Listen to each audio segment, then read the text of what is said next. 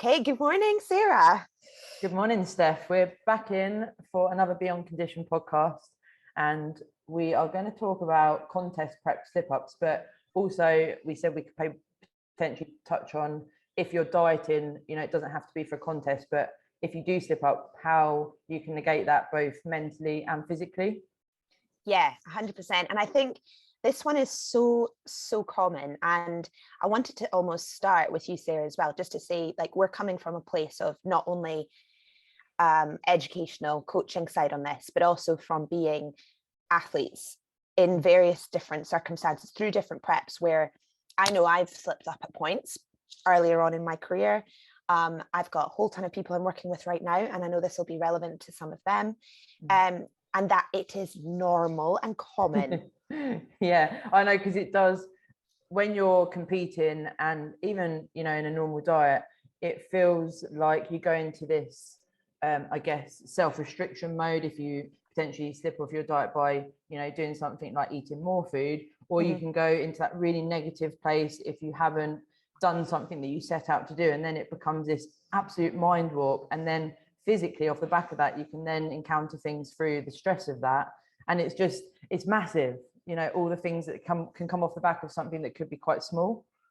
Yeah, absolutely. And I think what tends to happen is the action of maybe slipping up itself occurs, and exactly what you're saying, the psychological effects of then what occur after that can be make or break. And I guess a good place to begin would be some examples of what we mean by slipping up on a diet or slipping up during contest prep.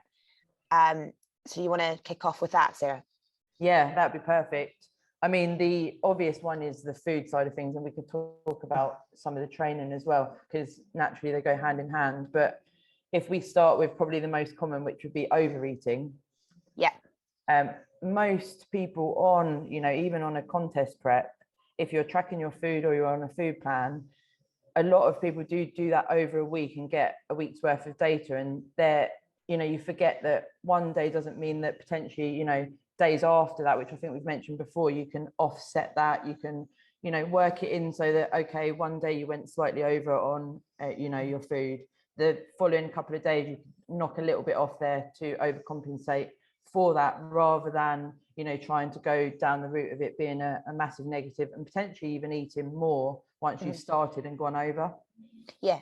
And I think it all very much depends on sort of the process, or what diet you're on to begin with. If you're on a Monday to Sunday plan, and that plan is a cycle of high and low days, and what days you're eating what on based on the overarching calorie intake across the week, the full week equates to your calories, right? Yeah. But you're obviously doing a bit of a cycle throughout that to increase your metabolic rate, also, give more food on your training days. Non-training days, you're obviously eating less food. But then it's kind of coming to the point where if you find that you have slipped up on your diet at some point during that week, there is a reason for it. We've got to figure out what that reason is. And then we've got to also then look at the strategies available to us to ensure that it doesn't happen again, or at least we figure out what the root cause is, so then we can implement maybe other protocols like a refeed or a strategy around it to just help people best plan their week and look forward to it, and not have any sort of areas where they think, oh my gosh, I feel like this is going to happen. There's something there to help them. And a big common one I get from people are, okay, Steff, I've made a mistake. I've slipped up on my diet. I'm really, really upset with myself. And the onslaught of negative thoughts and emotions that start to come into the psychology of it. I failed. I can't do this. I'm not good enough. I've ruined everything. I've ruined the last 6 to 8 weeks of my plan. And this kind of very extreme mindset that comes in after that, I think, is something I'd love to get into as well. And talking about that. I don't know what you think to that as well.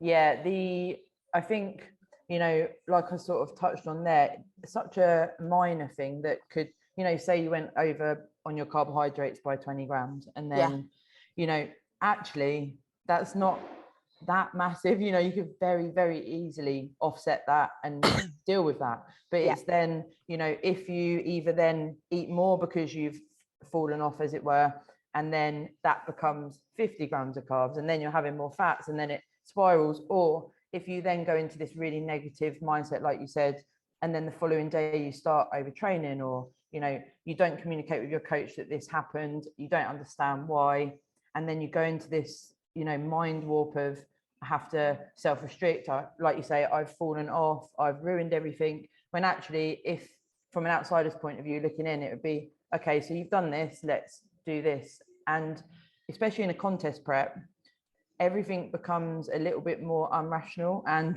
you know, everything is feeling irrational, you're feeling stressed, you're feeling your own worst enemy, and then it becomes such a spiral of thoughts. And, you know, especially if maybe you haven't got people around you that do bodybuilding as well, this is where a coach is massive. But like we've said before, you know, some coaches, it's just once a week you speak to them. Other coaches you can have contact in between, so that also depends on how you're going to deal with if you do go into that negative mind warp.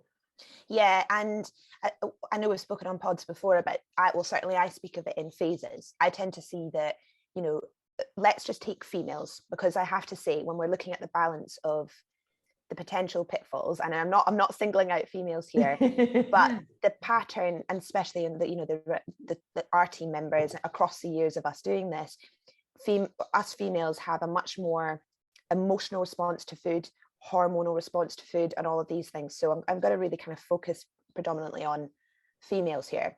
But I talk about sort of the phases of prep. You tend to see in phase 1 of prep, the first sort of 6 to 8 weeks, motivation is extremely high, adherence is extremely high, focus on their diet, on their training, everything is locked in and great.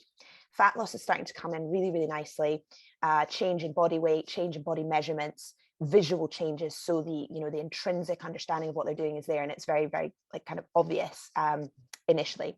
Phase 2, that past that sort of 8-week hump, we're starting to feel that pinch, and I kind of call it the pinch point, where hunger starts to become your best mate. You start to sort of feel like what that hunger really does feel like, from both a physical manifestation, so grumbling tummy a little bit sometimes, maybe a bit of hanger, you know, you can start to feel that anxiety increase a little bit, and fatigue, levels of fatigue.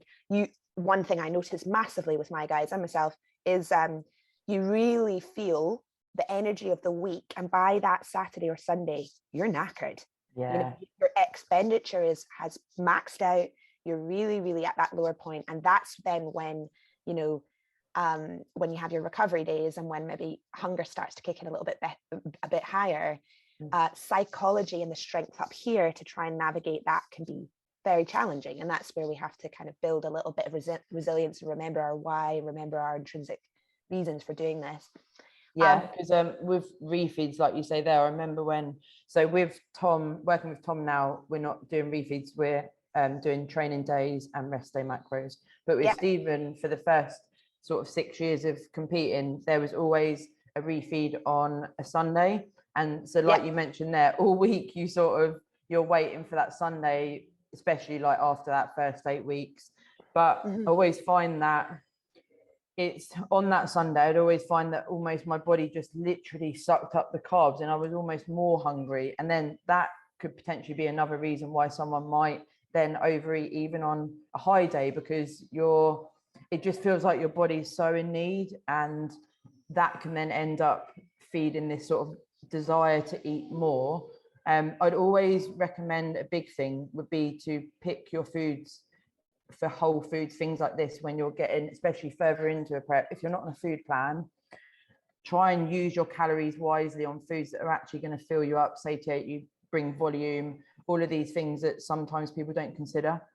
100%. And I mean, I think the refeed is a good strategy tool. First, from a mindset point of view, it's something to look forward to, it's something to keep you on your diet. And then, you know, it's something I utilize with clients that I know are strong enough to manage that refeed within their plan. But you're absolutely right. It also is very important, the specific nature of the food you're choosing. You know, with my guys, I always say, I want you to try and have a higher fat and a higher carbohydrate meal actually for that refeed meal. Because if we just stick to fully clean foods, they're not getting that injection of the slightly higher calorie dense foods that may help them just enjoy this, that I've had a little break. Satiety. Yeah, but it's also the stress management. So if somebody is looking forward to something, you know, cortisol is lower, they're happier, they're more, they are looking forward to it, then the enjoyment factor of putting that meal together and having it and being like, yes, I've ticked off my week and I've enjoyed this, leads people to go then into the following week with a higher level of, you know, oxytocin. They're happier, they're more on point, so their training is going to feel a lot better. So there's that side of it as well. So it's all a balancing act between what's physiologically going on and then you know, keeping the mindset topped up as much as you can in its harder moments. But if we like go right back to sort of what hunger actually is and why we're sort of feeling, okay, I'm hungry, I need to eat, you know, I try to break things down as simply as possible. So your hunger is that psychological demand, right? For if you just cut off the fact that we all are very cognitively aware and you're just an organism, you're the organism requires energy to survive. So what happens is like, it's a survival signal to your brain to consume food to ensure that this organism lives. That's essentially it. Then there's two sort of different things when we experience hunger. So there's like the long-term signals, obviously, that are governed by your fat stores. Leptin, telling your body that we want to eat things or not eat things. That's your long-term signals, if you like, or so your longer-term signals. Your short-term signals, which we're pretty much talking about, and the reasons why we sort of slip up, is when blood glucose might be really low, or you are in a state of stress or digestive stress. So we may have some digestive signals there as well. And then when your stomach is empty, it releases, you know, a hormone to the brain to say, please eat. Please eat. And when we're at really low blood sugar, and one of my clients actually came to me with this the other day, and I think it's quite important to note, you may experience something called hypoglycemia, which is that slightly where you go into a little bit of a kind of shaky state. You're a little bit shaky, a little bit angsty. Have you experienced this? Nauseous. Horrible. And cold. You get a wee bit cold. And that's where, you know, your glucose levels in your body are just that little bit low. And we need to obviously get the food back in there to get you out of that state. And when these levels are low, again, signal to the brain says to us to eat.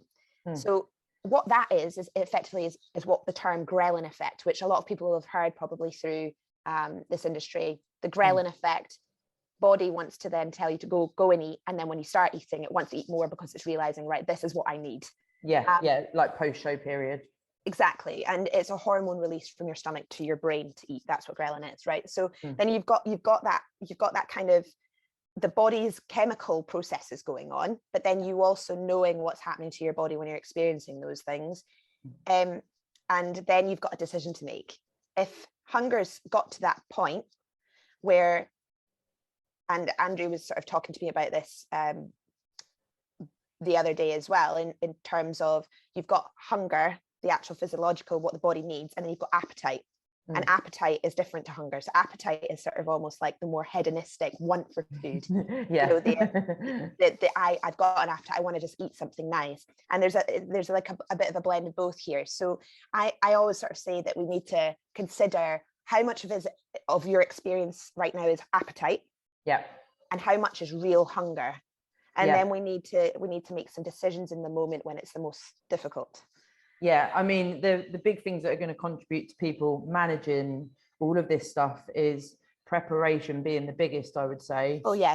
You know, any diet or goal of changing your physique where you're manipulating your nutrition, the preparation is such a big thing. And you know, it's one of those things, isn't it? It can be very overcomplicated in your own mind, but it doesn't actually need to be. You know, there's really easy ways to be able to do things like food prep, you know, planning your day. Also, you know, depending on how far you're into your prep, it may be a little bit more crucial for you to think about having backup things as well, you know, backup foods if you were to get caught at work or things like this, so that you avoid things like a slip up. Because you know, there's nothing worse than when you do get caught out and there's not stuff available. You know, if you're on the motorway or out and about, you can't get what we need. Yeah, and you know, it's difficult. You're so right. And, you know, having a big pack of rice cakes in a drawer at work. I mean, I remember when I used to work in an office, I had literally rice cakes there in the fridge. I'd always have like some just general like little things like cucumber, you know, stuff like that. Just stuff that's like they're available, that, you know, a cucumber lasts quite a long time, can be there for a bit, you know, it's like things that are there just in case. But yeah, you're absolutely bang on. Preparation is massively key.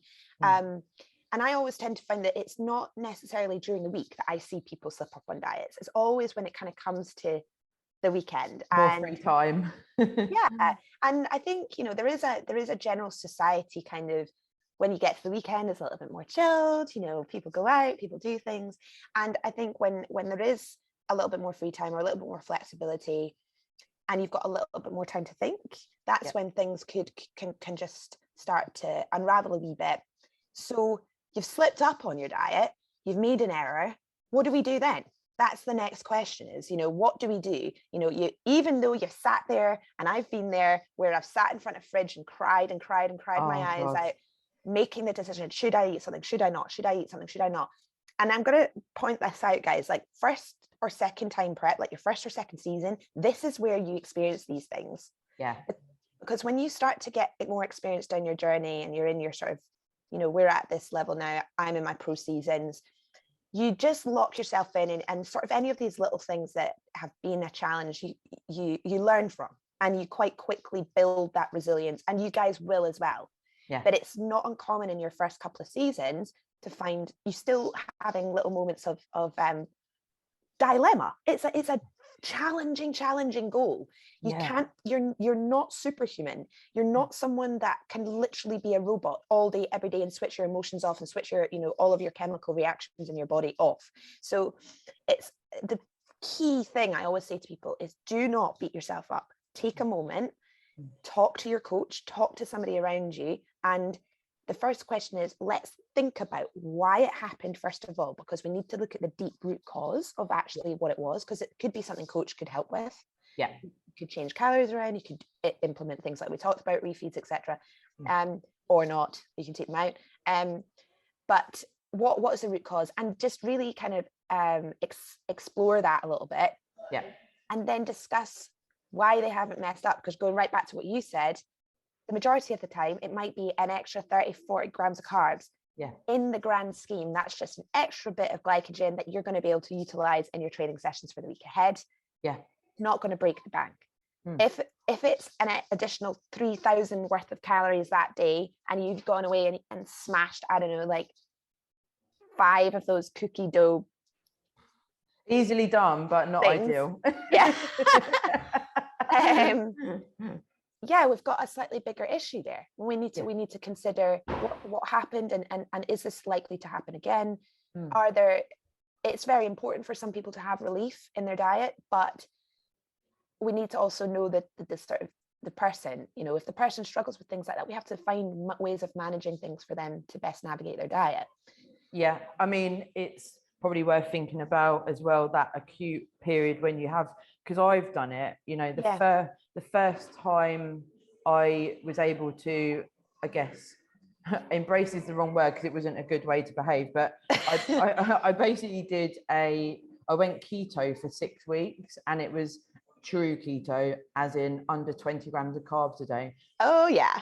Yeah, I will never do that again. But I know it works for some people. For me, it didn't work. I actually felt at the end of the 6 weeks, I went to the GP because I thought, I don't know if there's something actually wrong with me. I felt really, really ill.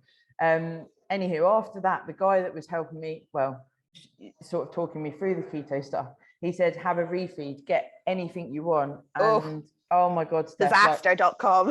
Like, the table, I've still got a picture that I look at sometimes and I think, what the hell? There was, you know, 3 different flavors of Pizza Hut pizzas. There was cookies, there was cakes, there was everything. And after I did that, I then had that acute period of realizing I'd done something wrong. In essence, I've completely gone the other way. And I just sat in the bathroom, like you said, in front of your fridge, and I just cried and I cried and I cried. And I just didn't know what to do in that acute period, because I felt like I couldn't speak to, you know, anyone. I guess, you know, I'm not suggesting that the listeners would do anything to that degree, but, you know, in that acute period, in that, you know, evening or whatever, when you've done it and maybe you can't reach out to your coach, it's trying to, I guess, come back a little bit and look in and try and see it for what it is, and know that, okay, I'm going to speak to my coach tomorrow. I'm going to need to just pull back here. Maybe, you know, even things like go and grab yourself a pint of water or something, you know, things that just take your mind of it. Go for a walk. You know, do something that you enjoy, listen to some music or things like this, because that period is that crucial period where you're either going to go further into it or you regain control.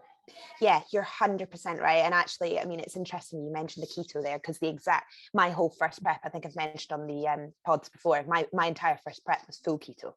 Mental. The whole thing. And even when I think back to that now and I think about the strategies that I implemented there, and the amount, like literally not a carb in sight for weeks on end, that was insane. And it was actually in that diet where I found the most struggle. And you know, now having the years of experience under my belt, I just would never put someone through a keto diet for contest prep in a million years. But no, it's mental. I know some people do it for dietary requirements and things like that, but I just genuinely don't think it's an optimal way. I think cutting out a food group is extremely difficult. Yeah, it's such a. I actually had this conversation at work the other day with a couple of members, and she said, you know, one of them said, "What do you think about Slimming World?" And I said, you know, straight away, any diets or, you know, things that cut out food groups or label foods as things like sins and whatever, I get confused with Weight Watchers and Slimming World. But, you know, when you're labeling foods or cutting out food groups, that then demonizes things, and that then creates a bad relationship with certain foods. You know, some of the sins are things like avocados, and you know, you've got to look at it. It's not an ideal way to approach any diet, I don't think, you know. No. Yeah, and if you just look at the volumes of food, you know, as you start to get a diet, fats on a plate are very small. You know, they're tiny. They only take up a tiny proportion of your plate. You know, carbohydrates and proteins on your plate, from a visual perspective, you know, tell signals to your brain it's a lot more food, even though it's not. Might be the same quantities, but the volume looks a lot more satiating. So you're much more inclined to go, oh, I feel full, because of the visual, you know, attachment to the food. When you're eating just a handful of nuts or a tiny slice of avocado, you don't feel that satiated. No, you don't feel like you've eaten it. It's crazy. I was talking to Matt this morning, and we were saying, you know, I used to in previous preps have things like protein bars from doing the flexible dieting, and I'm actually going to go on a food plan this time. And I said to him, you know, I wouldn't want to use 200 to 300 calories on a protein bar now. It's like, it feels like such a waste, because you eat it and you feel hungry still. Yeah, absolutely, 100%. And it's a really important point. And this is again why it's important to have that micro and macronutrient blend across the diet, to make sure that also on the back end, when you come out of it, you've not starved your body of any one thing. And actually that the natural occurrence of coming back into a healthy, you know, varied diet will be a lot easier, and body won't blow up. It won't store a ridiculous amount of additional fats if you're taking, additional you know, fat stores if you've not had carbs, and then you suddenly start whacking them all in, and all of those things. So definitely, that's definitely something we should explore as well, I think, on another pod, because it's the whole minefield is the type of diet you choose for contest prep is completely different as well.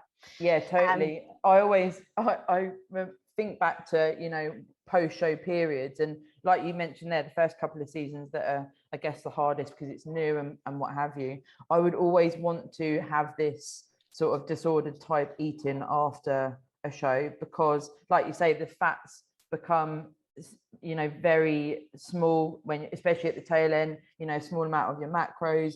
And after a show now, all I want is like a omelette with eggs, actual eggs. And I like having like granola with some whole milk, and I don't really like whole milk, but my body's like, please just give me some fats. Whereas before it would be like, I want to smash a pizza, I want to smash loads of baked goods and stuff like this. And I would incorporate stuff like that, but I like to, you know, have that over a period rather than all at once. But it just shows, you know, after a show, your body can be really crying out for those things like fats. And during that prep period. And something else to consider would be nutrient timing throughout your day. Yeah, 100%. To avoid the slip ups, because yeah, and that's a really, really good one. You know, nutrient timing, perfect. Making sure you've got, you know, a good 2 hours between your meals, spreading them out through the days. Don't put them all in the morning and then you've got nothing to eat in the afternoon, evening. Making sure you're hydrated as well. People mistake hunger for hydration for hunger, and so you keep it. Obviously, you know, we hammer home about during contest prep, you've got a certain amount of water intake. Sugar-free drinks, sugar-free teas, obviously limiting sugar-free drinks, but you want to you want to make sure that you've got things in there that are enjoyable for you to drink as well. But I mean, really, the 3 or 4 sort of reasons you're gonna slip up on your diet is really what we've mentioned. Emotional reasons, potentially. I've written down here the timing. So you might have had an afternoon lull, you've not really done very much, and then, you know, you're thinking too much and you just have your meal and then there's maybe something else in the cupboard. So key thing there, don't have things in your cupboards. Straight away it's like and other things as well. Sometimes people slip up on their diets because of other things, like slightly deeper rooted things, a bit of self-sabotage.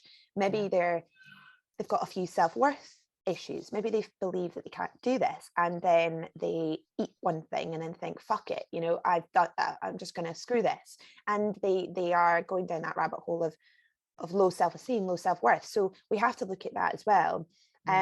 So some things that strategies that I give my guys are to, first of all, get straight back on the horse. I always use this analogy of turn the page. It happened. We're going to turn the page and we're going to put a full stop, and today's a new day.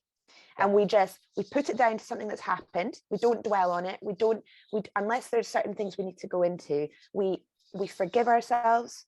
We give ourselves a pat on the back for being honest with ourselves and being kind with ourselves. And we don't beat ourselves up or plant or say things to ourselves like, I've ruined everything I've done. You haven't.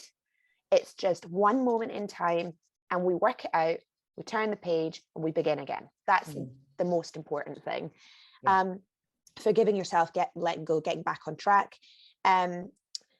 Throw in some kind of affirmations. So sometimes I get my guys to sort of sit down and go, why am I doing this again?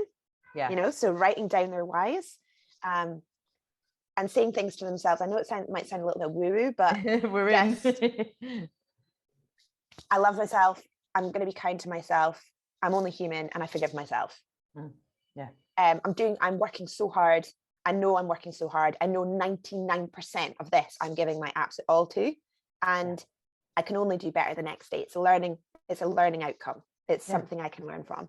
I'm in control. I'm the one in control of my body and my mind. That's another one I always sort of say to people. And then I'm willing to let go of the guilt I feel to move forwards into another good day. So these are sort of some of the things I sort of start to change the thought process of I fail to I forgive myself, and it's only natural for me in one of the most difficult challenges that 99% of people can't do, to sometimes have days where I struggle. And so it's that kind of change in the mindset and reframing to help you get back into the saddle. I mean, also as well, you know, thinking back to when you mentioned if someone went, you know, really OTT, in reality, you know, especially if you're competing in the UK, if something did happen where it led to that, or you have something that causes a slip up like a trauma, there's more shows, there's opportunities for you to compete a bit later as well. So looking at this in the bigger picture, you know, these slip ups that do happen, and like you say, being kind to yourself, there's always an option. You know, you don't have to then go into this complete self-sabotage. And I really like you saying about the affirmations, because it's such an important thing to just be kind to yourself, especially in a prep. You know, we all like to be this sort of, I can do it, I can crack on, I already feel like that, and I'm only in my first week of prep, where I'm like, how can I do more? How can I do more? And you go into this real negative state of mind, I guess, when you do slip up, and it's trying to just take an outside point of view and think, actually, you know, how can I regain control? I lost a little bit of control, but I can be kind to myself. I can sort this out. You know, it doesn't have to be as drastic as sometimes we make out in our own mind. Yeah, and there's a couple of things off the back of that. So this is why I bang on in all of these podcasts about about time being your biggest commodity. Time is your biggest commodity. Time is your biggest commodity, because it allows for life to happen. It allows for things to happen, and you can take, if you have started with only 10 weeks out, you've got way less opportunity to navigate these situations that we're talking about here. Obviously we could go into the realms of different types of preps, natural versus non-natural preps, very different vehicles, but either way, regardless, both camps should have plenty time to come into prep and have opportunity to navigate these little life. Life. And the other thing there as well is what is the thing that comes post that is understanding how to deal with guilt and what guilt looks like, because we often see in our industry, don't we, where somebody might slip up and they're on the treadmill the next morning at freaking 5 o'clock in the morning trying to do guilt steps, get more energy expenditure out, and that is not going to solve the problem. In actual fact, it's only going to make it worse. And I think we've not touched on that, which is I've slipped up, I better do more. Yeah, I hope we'd come across this, because it's massive. Huge. And it's something that it's only detrimental because you have a plan, energy expenditure out, energy expenditure in. You start trying to negate one meal off, or say 30 grams of carbs off, and you decide that you're going to then, for the next full week, do an extra additional 45 minutes cardio every single day. That's going to deplete your energy stores. You're going to be more fatigued. You're going to be more upset and low because you've not had time to rest and recover in between things. And you're then starting a cycle of, it's like a negative feedback loop. The body's not then in balance with the whole prep, the way in which things have all been sort of worked and calculated out. So things can go down a pretty nasty rabbit hole. Basically. Yeah.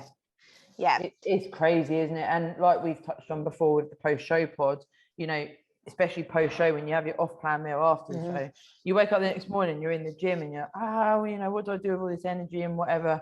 And the self-restriction thing is massive. So we've spoken about slipping up in regards to overeating, but slipping up by holding back information from your coach, doing more than you should be, that's still a slip up. And I think some people would actually associate that with almost being a good thing. And I certainly have in the past myself, oh God, I think back to some of my preps where I was doing like 25,000 steps a day, 45 minutes cardio, 2 hours weights, full-time job, yoga for an hour, all of these things. And I'd be thinking, this is great.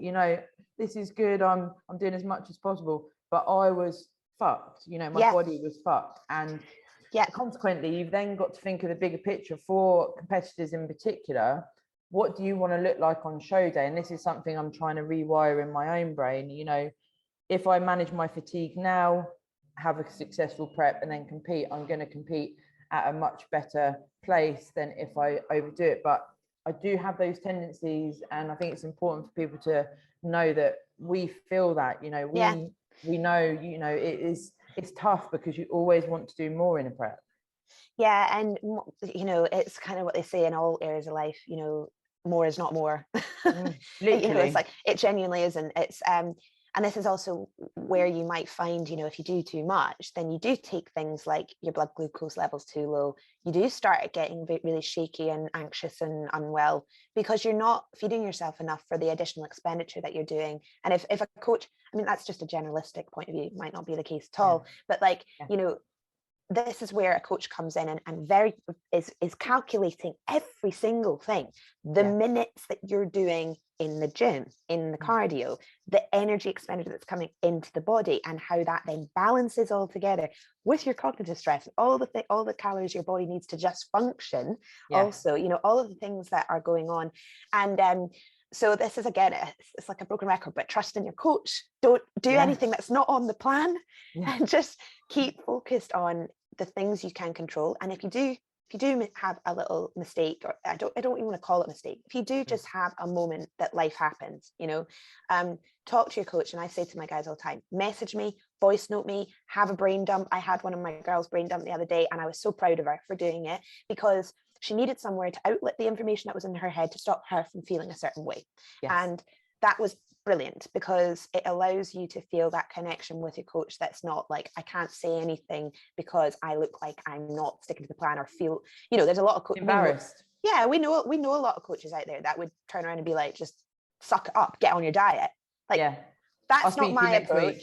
Yeah, I mean, there's a lot of coaches that's their approach. That's definitely not mine. But I understand why some coaches are like that, because there is an element, and I'll be straight with everyone listening. You're on a contest prep. So the other flip side is, this is a challenging goal. You've got to be hard with yourself. If you want to achieve the level of conditioning you're after, you've got to go somewhere deep, and you've got to grit your teeth and get through some of those hard days, because because this is part of the challenge. It's not just the diet and the training and the posing and everything else. Part of this challenge is being like growing as a person and getting strong with yourself, because that's a huge part of it. So whilst we can all be nice and like obviously very much support through it, there's an element of, we've got to get a backbone in this as well. So it's a bit of both. Yeah. And remembering that it is a choice. Again, I always bang on about this. I always say, you know, this is a choice. And you know, I feel privileged to do this, because there's people in the world that are actually starving because they cannot get access to food. We're actually choosing to limit food to get stage lean, you know. And I guess off the back of what you just said there as well, you know, what you need for a stage prep. Could people think, you know, maybe I will try, which we mentioned before, a photo shoot prep first, or you know, do you do like a similar thing to a prep, well, we call it a diet for a holiday, but take it a bit further than you would if you were just doing, you know, 6 weeks of cutting back a little bit. Actually get into things like tracking your food, tracking your training, and the things that are required from a prep as like a sort of test run, and see if you like it, you know, and then you know, see what you look like and go from there. So you don't necessarily have to do a contest prep. And I really don't think that people sometimes think about it enough. And you know, also that side of things of looking at where your physique is. Have you got enough muscle? Have you got, you know, the routine, the structure, the discipline needed for a contest prep to look, you know, at a good point when you go through a contest prep? So there's lots of things to think about before doing that. But you know, and this is where the help of a coach comes in. And you know, it's looking at the bigger picture. You know, are you ready to do it? Yeah, absolutely. Are you ready to do it? You know, when you're in those difficult points during the diet or during the contest prep, when you're digging that bit deeper, you know, it's finding those motivations. And I have this wee exercise: write 10 reasons down why this goal is important to you, or why. Here's a better one: when you're in a moment of crisis and you're kind of really struggling, write down 10 reasons why sticking to your diet at this precise moment in time is going to help you. Yeah. And I guarantee you'll be able to sit there and write it. And once you've written that list down and you read back all these reasons why sticking to it, I bet you anything you'll find a little bit of resilience to go, that's more important to me right now than whatever's sitting in my fridge or whatever else. Yeah. So, and also taking that moment to take 10 minutes out to do that, you actually process the thoughts, and it might take your mind off being hungry. I find, you know, all these prep activities that you start doing, because my puzzles are ready for when I'm, you know, feeling it a little bit more. When you feel that pinch, you know. Yeah, that's great. And that's something we haven't touched on, is having other little things to do. If your thing's going out for a walk, get up, go out for a walk that moment. Just go out for 10 minutes. Take your mind off it. You know, I've got, we've said this on pods before, clients who do like those, get loads of colouring pens and do those like colouring book sort of things. Yeah. For me, it's music. I sit and I put my headphones on and I go into like Spotify playlist central. I build playlists, like I've got hundreds of them. That's my thing. There's just stuff that it will be, that clicks with you, that you can go into flow state, that takes you out of stuff that you're thinking externally and puts you in a state of flow, that you're focused on one thing, that helps you get rid of externals. So stuff that like really helps you busy. It's great. Keeping busy. And it would probably be quite useful for us to, before we wrap up, touch on training slip-ups as well, in regards to, you know, if you don't get a training session in, or if, like I mentioned earlier, about if a trauma happens, or, you know, something happens where you're needed, you know, a family member needs you or something like this, and you can't train for X amount of days, having a look at how we would combat that as a coach, but also as an athlete. Mm-hmm. Yeah, I think that's a good one just to have some chat on as well. Just to give an example to the listeners, I remember my 2019 preps for my coming up to my pro season. And I remember getting up and I had my cardio to do in that morning. And I got up, did my coffee, drove to the gym, sat in my car. Drinking my coffee. I sat in that car. I sat in that car for about, no joke, probably about 45, 50 minutes. Oh my God. And I could not, for all the love in the world, walk into that gym that morning and do that session. I was so demotivated. I was so like low. I felt shit. I felt like, I just thought, what's the point? I'm doing myself, like, if I go in there right now, it wouldn't have made me feel like, yeah, I just done it. It wouldn't have made me feel like that. That was just me on that morning. And anyway, I went home, I sorted myself out, got on with my day, ended up going back to, picked myself up, had my food, felt a lot better, went to the gym, did my training session later on and got it done post that. But there is going to be moments where you struggle, your energy is going to be very low, and the last thing you want to do is walk in there, right? Yeah. If you miss a training session once in your week, it's like the 30 grams of carbs. Okay, it's like, it's not going to break the bank. However, if you start to miss like 2 or 3, and you're starting to and you're maybe starting to slip up on your cardio, and you're starting to only do like 2 of the mornings rather than 4 of the mornings, then there's got to be a realistic, honest conversation with yourself, like, what's going on here? Because I'm not doing what I need to be doing. Yeah. Why has this happened? Going down the route of it being, say, a family member needs you, and something quite bad could happen. Depending on how bad that is, again, looking at, if there is a block of time, it could be a couple of weeks, and you need to postpone your show, that is okay. Things happen in life, and if it's something that requires you, and you need to be there and you want to be there, then at that point, that's what's important in your life. A contest can wait. It is what it is, and it's trying to negate that and work with your coach for that. If, like you say, it was one day where you gave that example for you, let's face it, you forget until you're back into the tail end of a prep. You're almost just existing at points, 4 weeks out maybe, or maybe even closer. And I always like to do my sessions in the morning, but like you mentioned there, some mornings it's like I can't muster up it's just not there. Yeah, I mean, I really take my hat off to morning trainers and preps, because I've got a few as well, and that's hard when you're at especially phase 2, phase 3 of prep, when you haven't got any food in the system and getting up to try and muster up that energy for training intensity. And that's, if I can, I try and get people to move that. Training first thing in the morning, unless you absolutely have to for work reasons, isn't optimal in my opinion. That's just my opinion. I mean, I definitely, for me, I have definitely felt that there's more of a place for the afternoon workouts when I can fit it. I've benefited from that even in off season when I'm on lots of food. If I do an early morning session where it's going to be either fasted or I'm just maybe having a shake or something, I would always try and favor a higher carbohydrate meal the night before to facilitate for that, because for me, work wise, until recently, I haven't been able to fit in the afternoon workout. So there's, again, ways you can sort of structure that to be able to do it. I also find there's like a really cathartic thing in the morning, because it's boxed off and it's done, and then you've got your food, whereas like you say, it's maybe not the most optimal, and that's the difference, isn't it? It's that kind of comes back to that, how much of it is mindset, how much is it physiological, What works for you? You want to be fueled when you train. You want to make sure, like for contest prep, of course, the key aim is to keep the tissue full and as much tissue on the frame as possible, all these things. So training intensity is like something I bang on about again in my preps. Train hard, because, and you can do that when you're fuller, you can just do that when you've just got more energy, more fuel in the system. But again though, if you're someone who's a real morning person, like I've got a lady, Sharon, on my books. Shout out to Shaz, if she listens. She's a wee morning bunny, but she's just like rocket fuel in the morning. She's just energetic. She's done it all the time. She's good in the mornings. you know, that's her thing.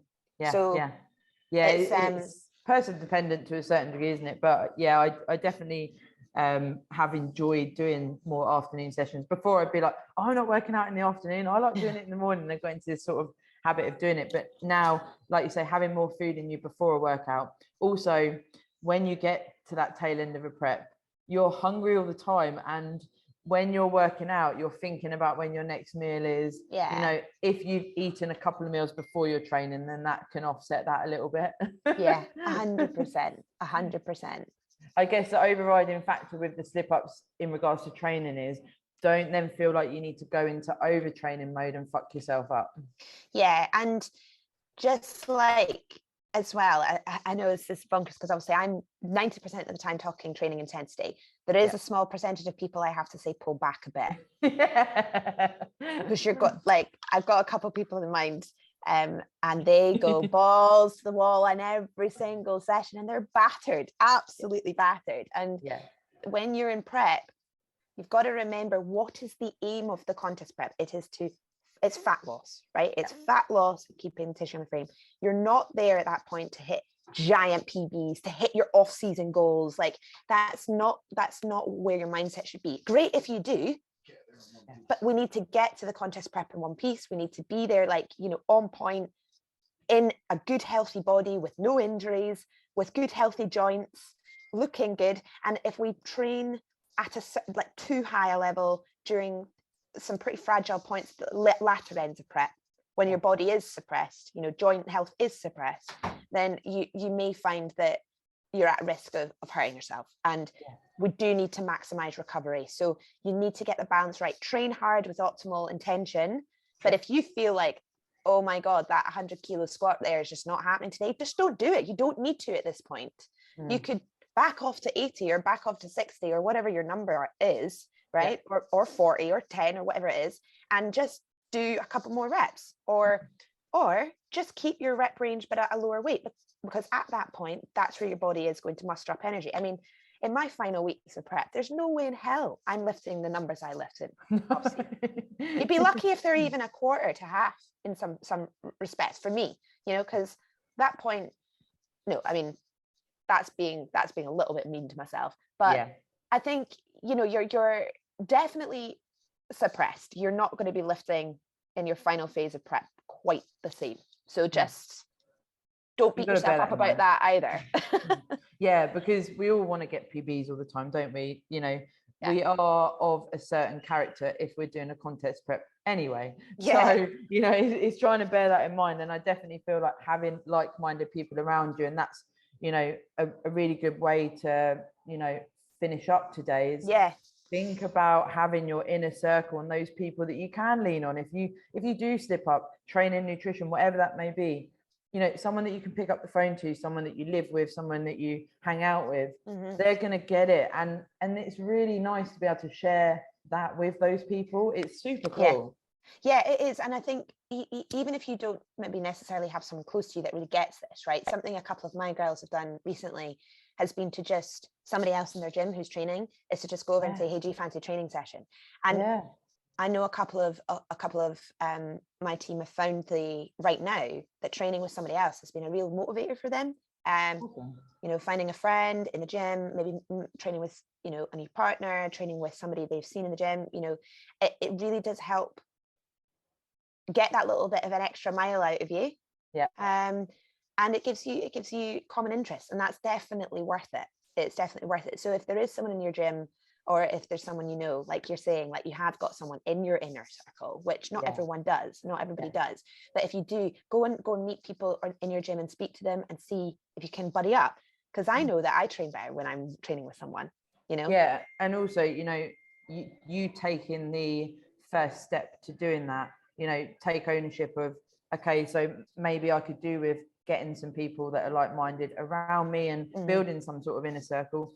Sometimes you're going to need to initiate that, and if that's something that's going to benefit you, you know, it's so worth it. And reaching out to people, you know, even if you're on a normal diet or you're just looking to change your body composition a little bit, you know that motivation is quite a hard thing for you. Even meeting someone at the gym for a certain time on a certain day, that can be enough to make you do a gym session. 100%. So like, moral of the story is bolster yourself with the good stuff. Don't beat yourself up if you slip up. It's not the end of the world. Be kind to yourself. Turn the page. It happened. It's done. Past is past. Future, you don't know what's happening yet. Stay present. Stay focused. Full stop. Deep breath. Remember your whys and focus on what you can control and leave the rest to lessons. And regain control at the earliest time you can, you know, process it, look at the bigger picture. And, you know, sometimes as well, I like to give an analogy of, if someone came to you with this problem, how would you tell them to deal with it? Well, try and think of that, how, you know, how you're going to deal with it yourself, because you're not going to be as harsh on them as you would yourself, and you're going to bring things like being kind to yourself in, which you would tell someone else. You absolutely would. And I know that's really difficult. We all do tend to give out advice and sometimes not take it ourselves. But you know, the prep journey, it's an extreme challenge, both physically, mentally, and you learn so much out about yourself. And it's just to really kind of get in tune with your why, and building those skills that will, trust me when I say this, if you can get through a contest prep, you can get through a lot of problems in life. And the lessons you learn, it's awesome. Find these cathartic feels, you know. Totally. But you build rods of strength when you're in a prep. And I always talk to my guys, like, you're strong, you're hella strong in a contest prep mode.